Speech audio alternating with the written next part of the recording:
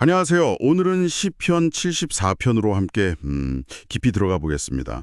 이게 아삽의 맞길, 그러니까 교훈이나 명상을 위한 시로 분류되는데요.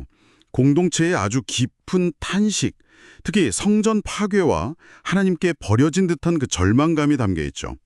시작부터 질문이 강렬해요. 하나님이여, 주께서 어찌하여 우리를 영원히 버리시나이까? 이 질문의 무게부터 함께 따라가 보시죠. 네, 딱 보면 이제 성소가 완전히 파괴되고 6절, 7절에 나오죠. 그리고 심지어 하나님의 뜻을 전해줄 선지자마저 없는 9절에 나오듯이 그런 암담한 상황을 배경으로 하는 것 같아요. 하나님의 백성들이 겪는 그 고통, 또 신앙적인 위기 속에서 터져나오는 정말 솔직하고 절박한 부르짖음입니다. 왜 하나님께서 진노하시는지, 왜 안 도우시는지 아주 직접적으로 묻고 있어요. 1절 또 11절에서요. 그 버려졌다는 느낌, 정말 절망의 깊이가 느껴지는데요. 그래서 시인은 먼저 하나님께 과거의 은혜, 이걸 좀 기억해달라고 호소합니다. 2절에 옛적부터 얻으시고 속량하사 주의 기업의 지파로 삼으신 주의 회중을 기억하시며 주께서 계시던 시온산도 생각하소서, 이렇게요. 네, 현실은 너무나 비참한 거죠. 맞아요. 현실 묘사가 아주 생생하죠. 원수들이 성소 안에서 막 떠들고 악을 행하고 4절이죠.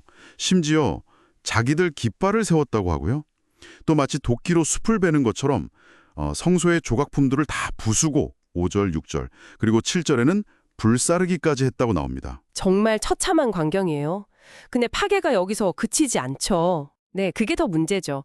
성소 건물뿐만 아니라 8절에 보면 이 땅에 있는 하나님의 모든 회당을 불살랐나이다 라고 해요.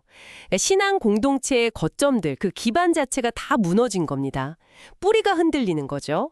그리고 사실 더 큰 절망은 다른 데 있어요. 하나님의 임재나 인도하심의 증거인 표적이 안 보인다는 거. 또 말씀을 전해줄 선지자도 더 이상 없다는 인식. 9절에 나오죠. 그래서 이런 일이 얼마나 오래일는지 아는 자도 없나이다 라면서 막막함을 토로합니다. 그러니까요. 정말 끝이 안 보이는 절망 속에서 결국 하나님께 직접 호소하게 되는군요.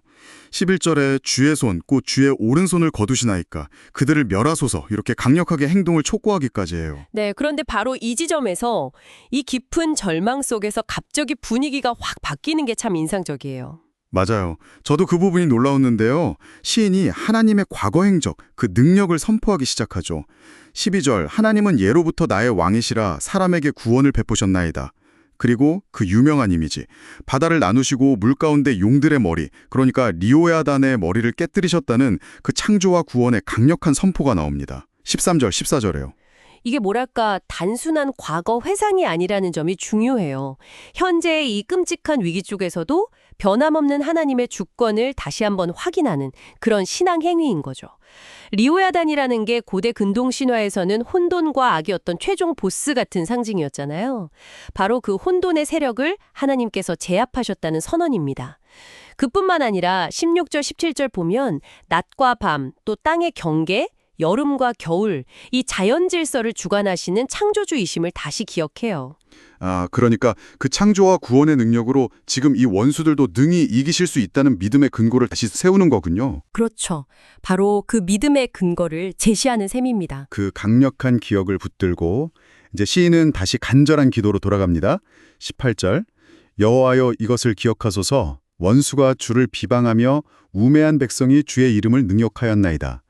자신들을 아주 연약한 존재, 주의 맷비둘기, 주의 가난한 자 이렇게 비유하면서 보호해달라고 간청하죠. 19절에서요. 특히 21절을 보면 학대받은 자, 가난한 자와 궁핍한 자가 부끄러움 당하지 않고 주님을 찬송하게 해달라는 기도가 참 마음에 와닿습니다. 네, 기도의 핵심은 결국 두 가지로 모아지는 것 같아요. 하나는 하나님의 언약, 20절이고요.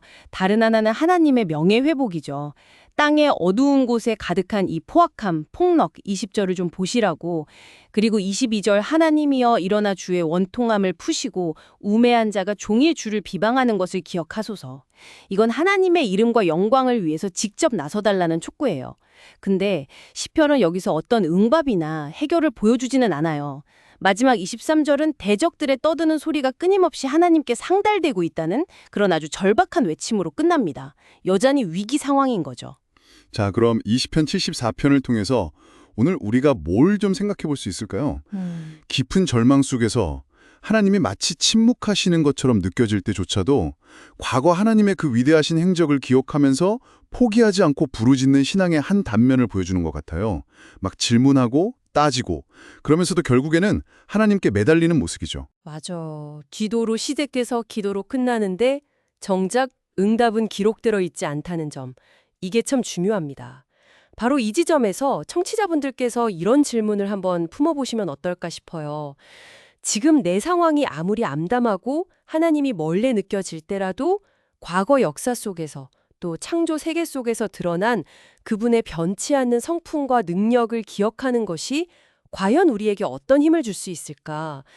그리고 또 태초에 그 거대한 혼돈 세력 리워야단을 제압하신 하나님께 지금 내 눈앞에 이 인간적인 원수들의 위협을 물리쳐달라고 호소하는 것은 어떤 연결고리를 가질까?